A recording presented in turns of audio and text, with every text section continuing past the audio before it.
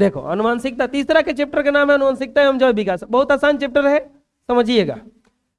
सबसे पहले हम लोग जानेंगे कि अनुवांशिकता कहा किसको जाता है।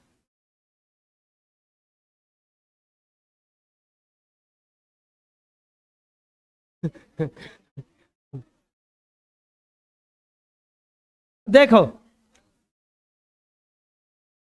याद हो जाएगा, अभी तुरंत बोलेंगे तो भी। अनुवांशिकता किसको कहा जाता है? अनुवांशिकता वह जटिल परिक्रम जिसके अंतर्गत लैंगिक जनन के माध्यम से माता पिता के विशिष्ट लक्षण उनके संतानों में पीढ़ी दर पीढ़ी पहुंचते रहते हैं, उसे ही अनुवांशिकता कहलाता है। जैसे माता पिता का जो भी लक्षण होगा पीढ़ी दर पीढ़ी किस में पहुंचता रहेगा? बच्चों में। और किस माध्यम से पहुंचता है? लैंगिक जनन के माध्यम से पहुंचता है, तो वो उसी को कहा जाता है अनुवांशिकता। जैसे अब देखे होंगे कोई कोई लड़का को देखते ही उसके तुरंत बताते हैं, लगता है फलाने क्या लड़का है, लगता है ना ऐसा। मुहवा देख के पापा जैसा मुहवा हो जाता है, लड़की होती तो मम्मी जैसा मुहवा हो जाता है ओकरा। मतलब क्या हुआ कि अगर अनुवांशिकता क्या है तो एक प्रक्रम है जिसके अंतर्गत माता पिता के जो लक्षण हैं पीढ़ी दर पीढ़ी किसमें पहुंचते रहते हैं? बच्चों में। उसी को क्या कहा जाता है? अनुवांशिकता। वह जटिल प्रक्रम जिसके अंतर्गत लैंगिक जनन के माध्यम से माता पिता के विशिष्ट लक्षण उनके संतानों में, जैसे देखो ये जैसे कि बाबू माई दोनों इसके गोर है तो लड़के बाद दोनों गोर है ना, ये बिल्कुल एकदम। अब देखो जैसा ये है लगभग में वैसा लग रहा है, ये भी ये अपन मैया जैसे लग रही है। ये देखो एकदम टू कॉपी लगता है, दांतों वही प्रकार से चिहरले है दोनों, ठीक है। ये ये देखो एकदम ये लोगों का कुल लक्षण इन लोगों में आ गया है कि नहीं आ गया है? यहां तक कि दांत दिखाने का भी लक्षण इन लोगों में आ गया है। जैसे ये दांत चिहरले वैसे ये दांत चिहरले वैसे ये चिहरले, एक दांते ना है तो मुंहे बोले हो जाएगा यहाँ पे। तो ये लक्षण जब पास कर जाएगा माई बाबू से लइकवन में, तो इसी को क्या कहा जाएगा? याद हो जाएगा। माता पिता के लक्षण अगर संतानों में पहुंच गया पीढ़ी दर पीढ़ी, तो जिस माध्यम से पहुंचता है, जिस क्रिया के द्वारा पहुंचता है, उसी को कहा जाता है अनुवांशिकता। उसी को क्या कहा जाता है? अनुवांशिकता के कारण ही हम लोग अपने माता पिता के समान दिखाई देने लगते। ये लैंगिक जनन के माध्यम से पीढ़ी दर पीढ़ी कहां पहुंचता रहा? अगली पीढ़ी में पहुंचता रहता है। दादाजी का लक्षण जो था, दादाजी का रंग रूप कुछ ऐसा था, वो चला गया पिताजी में, पिताजी से हम लोगों में आया, हम लोगों से ऐसे पास होता रहेगा। पीढ़ी दर पीढ़ी ये क्या करता रहता है? चलता रहता। याद हो जाएगा। अगला अनुवांशिकी किसको कहा जाता है? अब अगला आता है अनुवांशिकी। जीव विज्ञान की वह विशेष शाखा जिसके अंतर्गत अनुवांशिकता, जीव विज्ञान की वह विशेष शाखा जिसके अंतर्गत अनुवांशिकता की सूक्ष्म क्रियाविधि, अनुवांशिकता के प्रभाव, अनुवांशिकी से संबंधित परिवर्तनों का अध्ययन किया जाता है, अनुवांशिकी कहलाता है। अगर अनुवांशिकता किसको कहा जाता है? अगर पीढ़ी दर पीढ़ी जो लक्षण माई बाबू से लड़कों में पहुंच गया, संतानों में पहुंच गया, उसी को क्या कहा जाएगा? अनुवांशिकता। ये लक्षणवा का जिसमें अध्ययन करेंगे, पढ़ेंगे, सीखेंगे, उसी विज्ञान को क्या कहा जाता है? अनुवांशिकी। उसी विज्ञान को क्या कहा जाता है? जीव विज्ञान की वह शाखा जिसके अंतर्गत हम अनुवांशिकता, अनुवांशिकी की सूक्ष्म क्रियाविधि, अनुवांशिकता के प्रभाव, अनुवांशिकता के संबंधित परिवर्तनों का अध्ययन किया जाता है। परिवर्तन का अध्ययन करेंगे तो क्या कहलाएगा? वो अनुवांशिकी। लक्षण पहुंच जाएगा तो ना, बुझाया? लक्षण पहुंच जाएगा तो क्या कहलाएगा? आज जिसमें अध्ययन करेंगे बुझा जाएगा। अनुवांशिक लक्षण किसको कहा जाता है? तो वे लक्षण जो पीढ़ी दर पीढ़ी संचरित होते रहते हैं उसे ही अनुवांशिक लक्षण कहते। जैसे कोई कोई रोग भी जो होता है ना अनुवांशिक होता है। जैसे को पाइल्स का रोग होता है, बवासीर कहा जाता है, शुगर का रोग हो गया, ये भी लगभग कुछ कुछ अनुवांशिक होता है। वो पीढ़ी दर पीढ़ी क्या होता जाएगा? अगले संतानों में भी जाता जाएगा। जैसे एक देखे होंगे ये चंडुल होना, ये रोग है, रोग नहीं है, अनुवांशिकता है। दादा का था, पापो का होगा, हो सकता है उसके अगले भी पीढ़ी को ये चलता रहे। तो कोई कोई अनुवांशिक लक्षण है जो होता ही होता है। 6 अंगुरी होना, 6 अंगुर। तो देखे होंगे मम्मी अगर होंगी, अगर उनका 6 अंगुरी होगा, 3-4 गो संतान में से पक्का 1-2 को 6 अंगुर हो जाएगा, 6 उंगली ऑटोमेटिक निकल जाएगा। तो ये सब क्या है? अनुवांशिक लक्षण है। ये सब क्या अनुवांशिक लक्षण है। जैसे नाक का एक साथ मिल जाना, आँखिया मिलता है किसी किसी का, बाल मिलता है, कभी कभी कद मिलता है। नाटा कोई होता है तो लेकिन अगर मम्मी पे चला जाता है, मम्मी का देखो मम्मी पे चला गया, लंबा हो गया तो थोड़ा पापा पे चला गया, ऐसा कुछ। पापा नाटे हो, मम्मी भी लंबे हो, नाटी भी हो, दोनों नाटा हो गए, तो मतलब एक लक्षण जो है पास होता रहता है। इसी को क्या कहा जाता है? अनुवांशिक लक्षण। ये पीढ़ी दर पीढ़ी क्या होता रहता है? संचरित होते रहता है। लेकिन अच्छा एक बात बताओ तुम लोग, कि मान लो कि माँ भी काली है और पिता भी काला है, दोनों करिया करिया दोनों है, तो क्या इनकी संतान काली होगी कि गोरी होगी? नहीं तो मैवा भी काली है, नहीं, पिता भी गोरे हैं, पिता एकदम गोरे हैं, उजर है पूरा। अब माँ जो है काली है, माता काली। अब इनकी संतान क्या होगी? ये काली होंगी कि गोरी होंगी? और नहीं तो माता पिता दोनों ये काले काले थे, अब दोनों क्या हो गए? माता भी गोरे और पिताजी भी गोरे। ये माँ है, ये पापा है। अब इनके संतान जो होंगी, ये बताओ काली होंगी कि गोरी होंगी? ये कोई ठीक नहीं है कि दोनों काला काला माता पिता होंगे, जिनका संतान हमेशा काला होगा। काला भी हो सकता है, अगर पिता गोरे हैं माँ काली है, चाहे माँ पिता काले हैं माँ गोरी है, तो हो सकता है उनकी संतान काला हो जाए, या तो नहीं तो दोनों गोरे लोग हैं तो हो सकता है उनकी संतान काली हो जाए, काली भी हो जाए। ये कोई ठीक नहीं रहता है कि क्या होगा। वो बस आपका कौन सा लक्षण आप, अब ये बात बताते हैं काहे ऐसा होता है, ऐसा काहे होता है। हो सकता है पीछे आपके कोई दादा चाहे नाना, दोनों तरफ से चल रहा है ना, तो दादा नहीं तो नाना, दो वंश का था इसमें, तो हो सकता है कोई काला होगा, वो लक्षण। देखो ये जरूरी नहीं है। मान लो कि समझना, अनुवांशिकता बड़ी खतरनाक चैप्टर है। मान लो कि पापा इतने लंबे थे, मामा भी मम्मी भी इतनी लंबी थी, लेकिन हौती हो गया, बढ़िया नहीं रहा है, लेकिन भाई हो गई। ये 6 फीट के थे, ये भी 6 फीट के थे, ये लेकिन 4 फीट का रहा, 2 फीट घट गया। तो अब ये लोग दोनों सोच में पड़ जाएंगे कि कैसे हो गया, एक खूब कॉम्प्लान हॉर्लिक्स पिला रहे हैं, ये बढ़ ही नहीं रहा है। तो इसमें गलती इन लोगों का नहीं है। हो सकता है कि इनके घर में, या तो मदर के घर में नहीं तो फादर के घर में कोई नाटा होगा। वही लक्षण किसमें आ गया है? हम लोगों का जो लक्षण है वो हम लोगों के अंदर संचरित है। वो कब जाके प्रकट हो जाएगा कोनो ठीक समझ में आ रहा? क्या करें? अगर 6 अंगुर वाला लड़का माँ बाप होंगे दोनों, और लड़कवा में अगर 6 अंगुरी ना हुआ, तो ये जरूरी नहीं है कि वो 6 अंगुरी वाला वंश खत्म। हो सकता है कि कुछ दिन के बाद, 1-2 पीढ़ी के बाद फिर से 6 अंगुरी, बुझाया क्या करें हमें, मतलब ये खत्म नहीं होगा, हो सकता है कि उत्पन्न हो जाए। यानी कि देखो, जितना भी हम लोगों का ये लक्षण होता है, ये हम लोगों के अंदर गुणसूत्र पाया जाता है, जीन पाया जाता है और डीएनए पाया जाता है, उसी में जाके सेव रहता है। वो कब पिटारा खुलेगा और कब चला जाएगा, कब वो प्रकट हो जाएगा, कोनो ठीक नहीं है।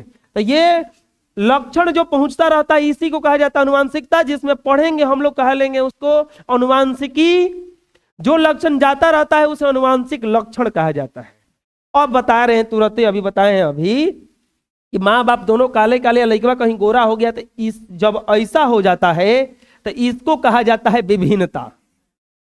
इसको क्या कहा जाता है? विभिन्नता। देखो विभिन्नता क्या है? वे परिवर्तन पहले देखिए लो पहले ध्यान से देखिए लो। हाँ, हो गया।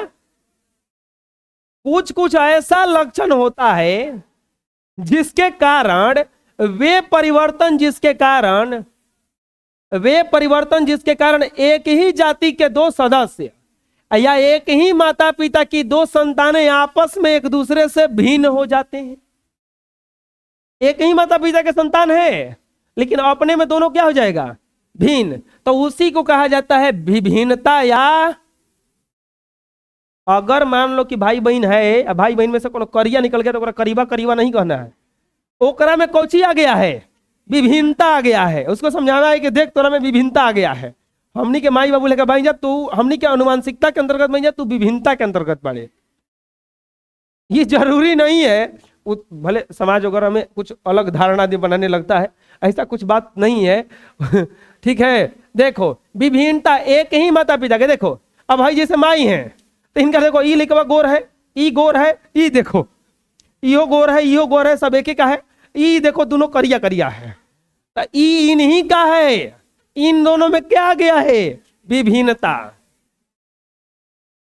ई देखो एकदम सफा भुजंगी है ये देखो दोनों ई गोर है, ई गोर है, लेकिन ई करिया है ना। तो ये तरह से यहां पे सब विभिन्नता दिख रहा है कि एक ही माता पिता के संतान जो है अलग अलग रंग के।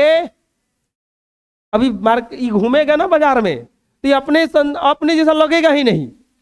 अरे अगल बगल भी आप लोग के घर भी कोई कोई होगा कि एकदम बहुत काला होगा, वो अपन भाइये है, चाहे बहुत नाटा हो जाएगा कोई कोई, वो विश्वास नहीं होगा कि वो हमरो घर के है। तो वो ऐसा नहीं है, उसमें क्या उत्पन्न हुआ है, वेरिएशन हो गया है। उसमें क्या उत्पन्न हुआ है, लक्षण उसमें बदल गया है आगे जा करके। तो इसी को क्या कहा जाता है, तो याद करो, वे परिवर्तन जिसके कारण एक ही जाति के दो सदस्य या एक ही माता पिता की दो संतानें आपस में एक दूसरे से क्या हो जाती हैं, उसी को क्या कहा जाता है, आए याद हो जाएगा।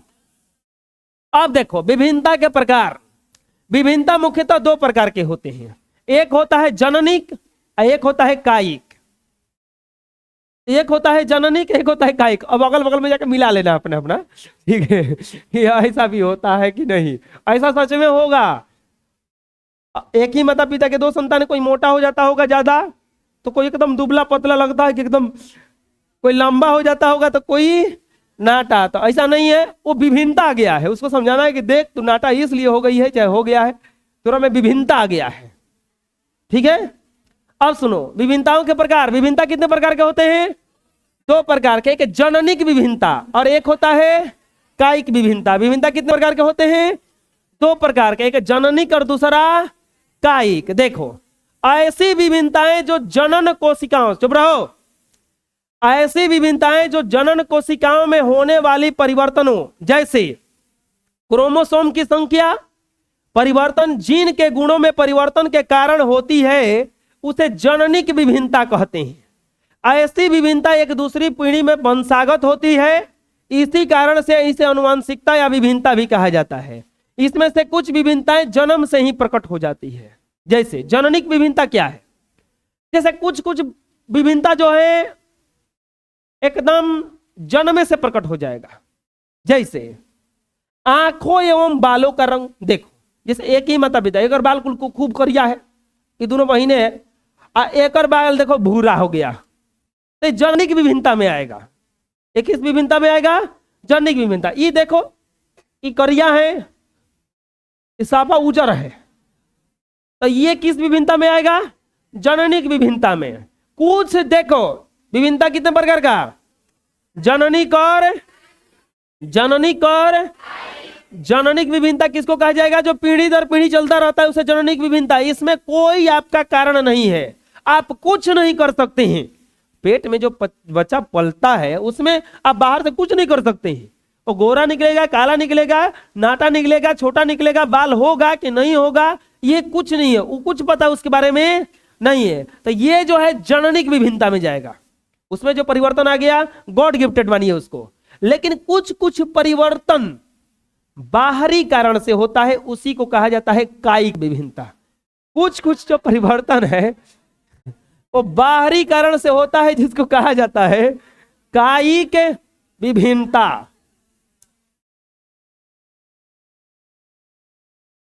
कुछ कुछ जो विभिन्नता होता है किस कारण से होता है बाहरी। सुनो आप, जैसे लड़कवा खूब भोजन कर लिया, जैसे कि मान लो कि उसकी मम्मी खूब भोजन कर ली, जानने की विभिन्नता में आप कुछ नहीं कर सकते, लेकिन खूब भोजन कर ली, हो गया फुटबॉल जैसा।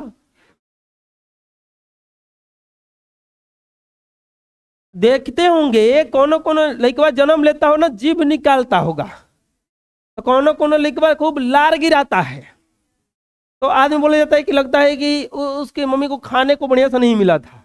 चाहे कोनो कोनो देखे होंगे खूब झगड़ा होता है लड़कवा लड़किया। अभिमन्यु को जानते हैं ना, अभिमन्यु पेटे में से सीख गए थे। क्या सीख गए थे? चक्रव्यूह तोड़ना। चक्रव्यूह को तोड़ के कैसे अंदर जाता है वो जन्मे से सीख गए थे, उनको कोई सिखाया नहीं था, पेटे में सीख लिए थे। कुछ विभिन्नता आता है अनुवंशिकता के तौर पे। अनुवंशिकता मतलब क्या होता है? उसमें वंशागत चलता रहेगा, वंशागत चलता रहेगा, लेकिन कुछ विभिन्नता जो होता है वो जानबूझ के चेंज हो जाता है। जैसे अगर मान लो कि किसी माँ, कोई माई है, कोई माँ है, अब माँ के पेट में जो भी है संतान पल रहा है, अगर ये मैवा खूब झगड़ा करती होंगी, खूब झगड़ा करती होंगी, तो बहुत सारा संभावना है कि जो संतान निकलेंगे ये झगड़ालू निकलेंगे। ये विभिन्नता क्या चीज से आया? ये बाहरी विभिन्नता है।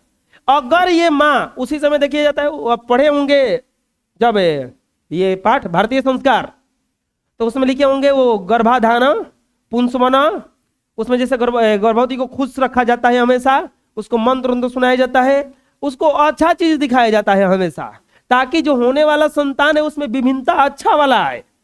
ये नहीं कि दिन भर बैठ करके अब वो चोरी डकैती का देख रही है बात, तो दिमाग भी चोरी डकैती का चलेगा। जैसा दिमाग चलेगा वैसा हार्मोन रिलीज होगा। संतान जो होती है बिल्कुल माँ के रक्त से सिंचित होती है, रक्त से ही लोग को भोजन मिलता है। तो जैसा उन लोगों में हार्मोन दौड़ेगा रक्त में, वही हार्मोन किसमें घुस जाएगा जाके? लड़कवा में। अब लड़कवा छोटे छोटे होते होते लगा झगड़ा करने, तनके तनके में बात में देखे होंगे बहुत लोगों को झगड़ा होता है। हम सच बता रहे हैं, हम देख ले हैं कितना को तीती को है, लेकिन एकदम तीत की मरचाई है वो।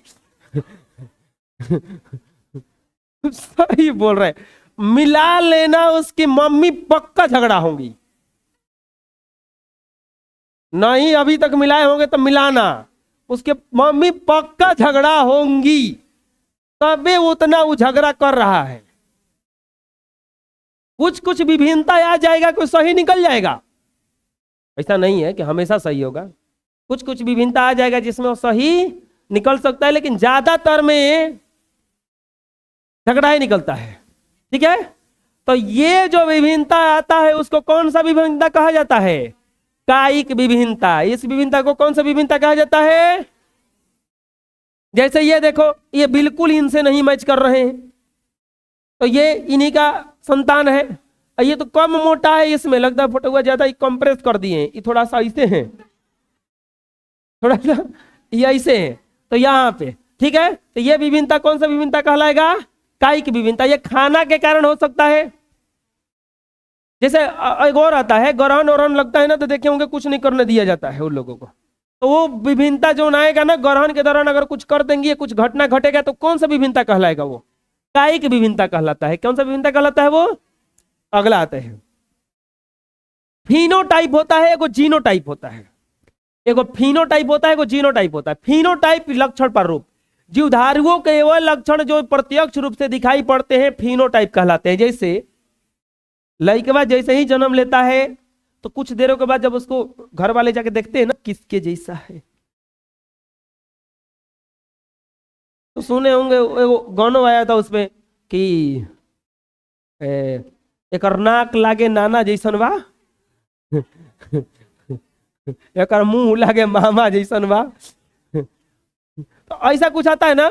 तो देखो कुछ कुछ लक्षण होता है। एक बात समझ लो, लड़का जन्म लेते लेते पता चल जाता है कि गोर होगा कि आपका जो रंग है ना अभी, वो समझ लो वही रंगवा है जो छोटा पर है। अभी थोड़ा सा बाहरी आप निकलते हैं, बाहर और जाते हैं ज्यादातर, तो इसके कारण हो सकते हैं काला पड़ जाएंगे आप थोड़ा सा। लेकिन फिर आप लोगों का एक बार रंग निकलेगा कब? ऑफिस में जब काम करने लगिएगा, तब धीरे धीरे धीरे धीरे फिर से आप सफेद हो जाइएगा। अगर जैसा रहेंगे वैसा नहीं, अभी नहीं कि करिया थे साफ तो सफेद हो जाएगा, ये पॉसिबल नहीं है। तो लड़का जन्मे से कितना वैसा हो जाता है, वो देखते पता दीजिएगा कि आगे चल के कि करिया बनेगा कि गोर बनेगा। ये तो कुछ कुछ लक्षण होता है, लंबा बनेगा कि छोटा बनेगा, उस समय भी पता चल जाता है। उस समय भी पता चल, देखिएगा तभी पता चल जाएगा। वो देखो तो क्या कहते हैं, भूत के लक्षण पालने में ही दिख जाते हैं। मतलब वो लड़का क्या करेगा, जैसे 3 इडियट देखे है ना, देखिए कभी, उसमें लात मारता है तो उसका नाना कहते हैं कि लगता फुटबॉलर बनेगा। हाँ, तो वैसा ही कुछ कुछ लक्षण होता है, जन्मे से दिख जाता है। वो लक्षणवा को क्या कहा जाता है? फिनोटाइप। क्या कहा जाता है? किसी जीव की जीनी संरचना, उस जीन का, जीव का जीन प्रारूप या जीनोटाइप कहलाता। शारीरिक गठन, लंबाई, त्वचा एवं बालों का रंग आदि का निर्धारण उसके जीन प्रारूप के कारण होता है। देखिए हम लोगों का जो भी रंग होता है, संतान उत्पत्ति होता है लैंगिक जनन के माध्यम से। अगर मनुष्यों में देखा जाएगा तो लैंगिक जनन के माध्यम से क्या होता है कि डीएनए प्लस गुणसूत्र, अभी तुरंत आएगा, आप प्लस जीन, ये तीनों देखो। गुणसूत्र कुछ ऐसा होता है, तुरंत उसका फुट फिगर दिखाएंगे। गुणसूत्र कुछ ऐसा होता है, एकरे अंदर होता है कौची? डीएनए। एकरे अंदर कौची होता है? ठीक, एकरे अंदर होता है कौची? यही जीन पिता से निकल करके माता में प्रवेश करता है। माता में प्रवेश करने के बाद कुछ क्रिया होता है, क्रिया के कारण उनका लक्षण जो है, इसमें केवल पिता का ही जीन नहीं होता है, माता का भी जीन, दोनों मिल करके कुछ एक नया संतति बना लेता है, नया संतति, नया संतान बना लेता है। इसी को कहा जाता है जीनोटाइप। जैसे वो अब उसका रंग कैसन होगा, उसका बालों का रंग कैसन होगा, और शरीर का गठन कैसन होगा, अब वो जीन ही निर्धारण करेंगे। इसमें किसी का ये कंट्रोल में नहीं है कि वो संतान कैसा उत्पन्न होगा, ये कोई बता नहीं सकता है। जो भी जीन गए हैं माता पिता से निकल करके अंडाशय में, वही जीन निर्धारण करेंगे। इसी चीज को क्या कहा जाता है? जीनोटाइप। कुछ लक्षण जो शुरू से दिख जाता है उसको कहा जाता है फिनोटाइप। जो लक्षण जिसके कारण शरीर का गठन उसका कैसा होगा, वो रंग कैसन का उसका कैसन होगा, त्वचा का रंग कैसन होगा, बाल का रंग कैसन होगा, आंख का रंग कैसन होगा, ये निर्धारण करेंगे, उसको कहा जाता है उसको क्या कहा जाता है? जीनोटाइप। अब देखो अनुवांशिकता का भौतिक आधार क्या है? अनुवांशिकता का भौतिक आधार का मतलब क्या हुआ कि ये अनुवांशिकता होता क्यों है? What is the reason behind this? इसके पीछे रीजन क्या है, क्या मतलब होता होगा? तो अनुवांशिकता का भौतिक आधार जो है 3 है। वे संरचनाएं जिनके माध्यम से अनुवांशिकता संबंधी घटनाएं होती हैं, जिनके माध्यम से माता पिता के विशिष्ट लक्षण उनके संतानों के शरीर में पहुंचते हैं, उसे अनुवांशिकता का भौतिक आधार कहा जाता। कोई तो आधार होगा ना जो माता पिता से निकल करके संतानों में पहुंचता होगा, तो उसी को कहा जाता है अनुवांशिकता का भौतिक आधार। माता पिता में पाए जाने वाले विशिष्ट लक्षण के 3 प्रारूप शारीरिक संरचनाओं के द्वारा लैंगिक जनन की क्रिया के माध्यम से संतान के शरीर में पहुंचाए जाते हैं। कौन कौन है वो? गुणसूत्र, डीऑक्सीराइबोस न्यूक्लिक एसिड, इसी को कहा जाता है डीएनए।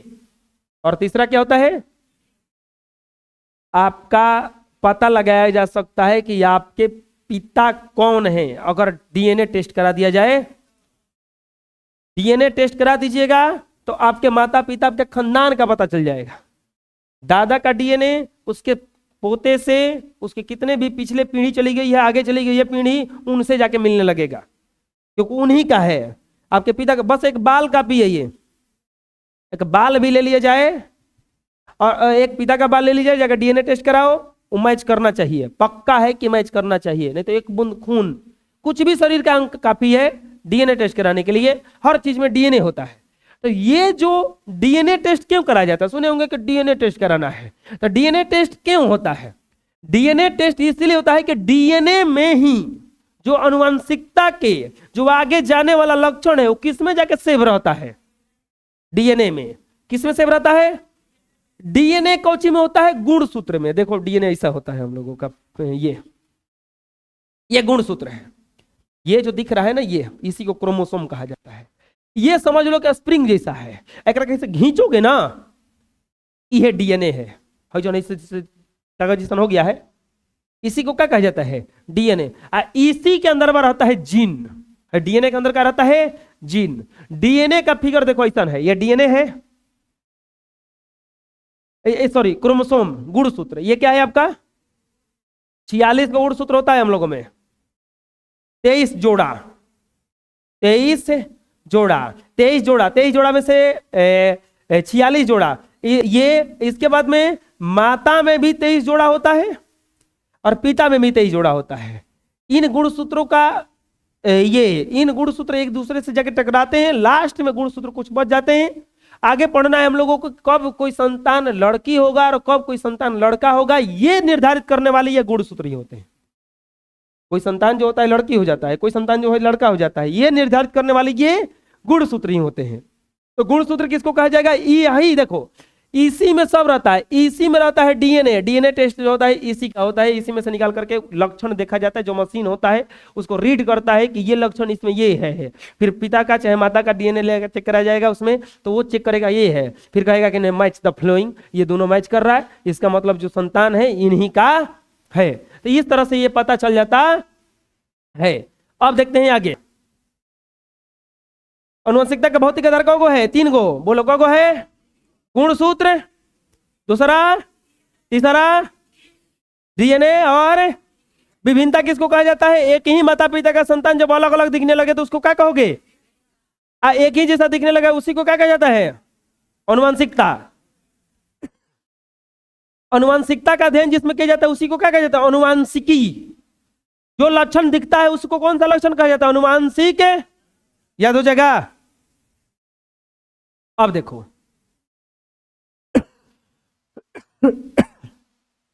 ये अनुवांशिकता का जन्मदाता कौन है? ये कौन बताया था कि इतना होता है?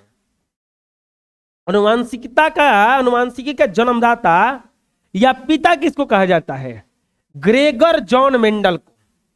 किसको कहा जाता है? ग्रेगर जॉन मेंडल को अनुवांशिकता का पिता या जन्मदाता कहा जाता। अब इसको जन्मदाता या पिता क्यों कहा जाता है, इसके पीछे भी रीजन था। रीजन क्या था? मेंडल ने कुछ प्रयोग किया था। क्या किया था? मेंडल ने अपने लॉन में उगाई जाने वाली मटर पर अपना प्रयोग किया। उन्होंने मटर के पौधों की लंबाई, बीजों का आकार, उनके रंग आदि संबंधित परस्पर विरोधी लक्षणों या युग्मों को, विकल्पी लक्षणों को अपने संकर्ण संबंधी प्रयोग के लिए चुना। मेंडल का किए अनुवांशिकता का जो शुरू बार खोज किए थे, मतलब इतना भी खोजा जाने लगा, जब सब कुछ खोज खत्म हो गया तो ये बचा कि अब यही खोजते हैं कि हम लोग अपने पिता के जैसा काहे होते हैं, हम लोग अपने माता पिता के जैसा काहे होते हैं, ये खोज करने लगा कोई। ये खोज करने वाले में अनुवांशिकता के जन्मदाता ये बता दिए कि नहीं, हम लोगों में कुछ अनुवांशिकी लक्षण होता है। ऑटोमेटिक बच्चे में भी वो जाके सेव हो जाता है। वो बच्चा जैसे ही अपना वंश बढ़ाएगा उसके अगले वाले पीढ़ी में अनुवांशिक लक्षण क्या होता जाएगा, जाकर के सेव होता जाएगा। तो इसके जन्मदाता कौन है? मेंडल। कौन है?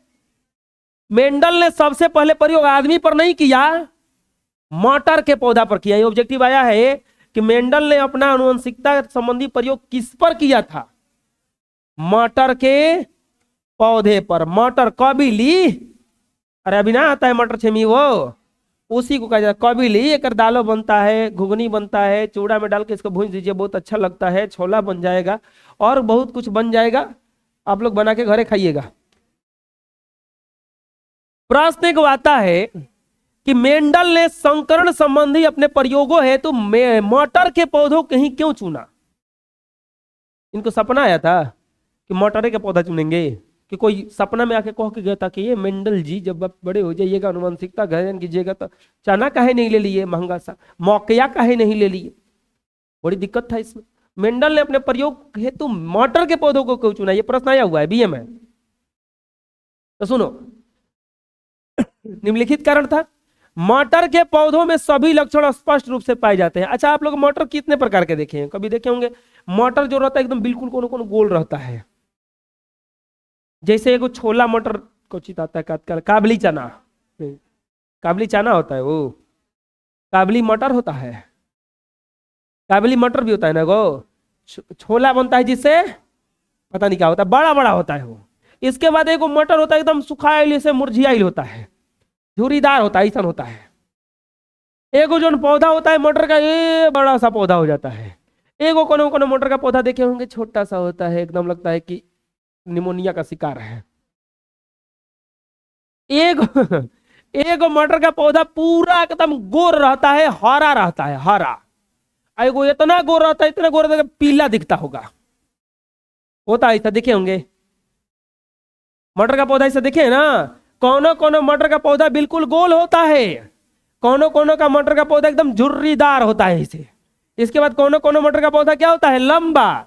कोनो कोनो मटर का पौधा क्या होता है, छोटा। क्या होता है, कोनो मटर का पौधा हरा होता होगा, कोनो कोनो पीला होता है। ये तो देखा होगा हरा पीला, हरियर मटर, पीला मटर, छोटा मटर और झुरीदार मटर। अभी देखे नहीं होंगे, अब देखिएगा, अब ध्यान दीजिएगा। अभी तक तो देखे होंगे कि बस मटर हम मटर खा जाते हैं। ये आपको लंबा मटर देखने के लिए जानते हो कब मिलेगा? वो देखे होंगे खरीदने गए कब वो सब्जी वब्जी, वो देखे होंगे कोनो कोनो ये तीती आता है, कोनो कोनो बड़ा बड़ा आता है थोड़ा सा। सेम मत समझना, सेम अलग है। मटर is not same, same is not मटर, मटर इज मटर एंड सेम इज सेम।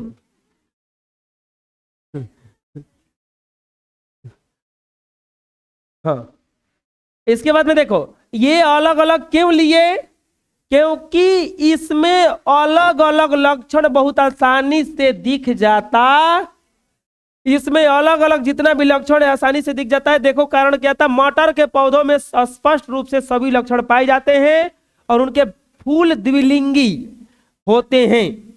मटर के फूलों में स्वपरागण प्रमुखता से होता है। अगर मटर रोपते हुए देखे होंगे, मटर रोपते हुए देखे होंगे अगर, तो उसमें देखे होंगे स्वपरागण। स्वपरागण के मतलब समझ में आता है, मटर के खेत देखे कभी, वो देखे होंगे खूब फुलाता है, पहले वो खूब फुलाता है, मटर का जो ये खेत होता है पूरा फुलाता है, फिर उसका फूल सब खत्म हो जाता है। हम जब चौथा चैप्टर पढ़ाएंगे, पांचवा चैप्टर जनन पढ़ाएंगे, उसमें पता चलेगा कि परागण क्या है। वो फूल गिरता है वतिकाग्र पे, तब जाकर के वो फल बनता है। फूल गिरता है वतिकाग्र पे, तब जाकर के वो फल बनता है। वो फूल अगर हवा बना बहे उतना, तो परागण हो ही नहीं पाएगा उसमें, हवा का बहना जरूरी है।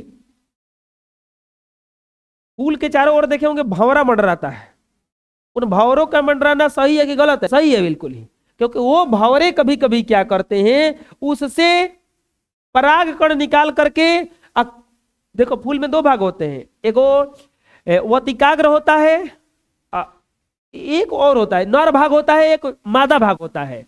ये नर भाग का जो पराग कण है वो जा करके मादा भाग वतिकाग्र पे गिरना चाहिए, तभी जाकर के फूल बनेगा, फल बनेगा, नहीं तो खत्म हो जाएगा, वहीं से सूख जाएगा, खत्म हो जाएगा। तो ये बनता है, तो इसमें स्वपरागण बहुत जल्दी से होता है। संकरण के समय मटर के फूलों पर प्रयोग करने में सहायता होती, सुविधा होती।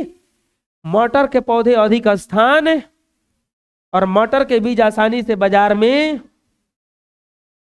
मटर पर प्रयोग इसलिए क्यों किया, क्योंकि ये सब इसका रीजन था करने का।